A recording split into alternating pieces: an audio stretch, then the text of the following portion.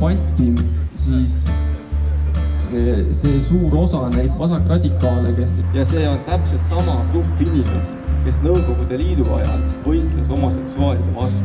Ja me lihtsalt ei järgi seda, lihtsalt ei austa seda.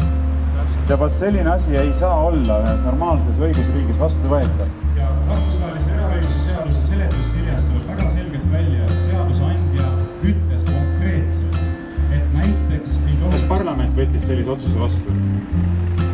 Kas rahvaesindajad võtsid sellise otsuse vastu? Ei!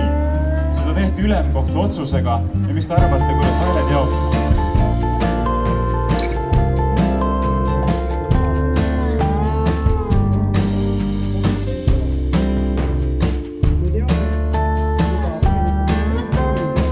Põhimõtteliselt 5 inimest seadustasid niinimetatud homoabielu, pöörates pea peale selle, mida abielu siis tähendab.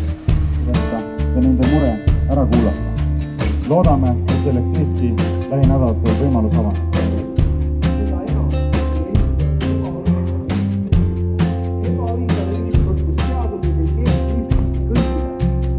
Seadused ei kehti kõigile, vaid on osa üks seltskond, vikerkaare värvilise lipu all ringi seltskond, kes võib seadused rikkuda, endale oma seadused teha, teistele nendega pensionist ilma jäetuna.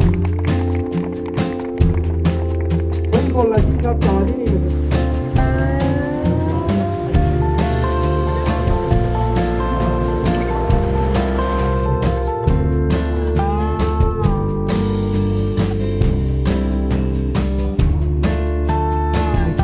Virgo Saaremetsale, Maret Altnurmele ja Kaire Pikamäele meelde Eesti perekonnaseadust.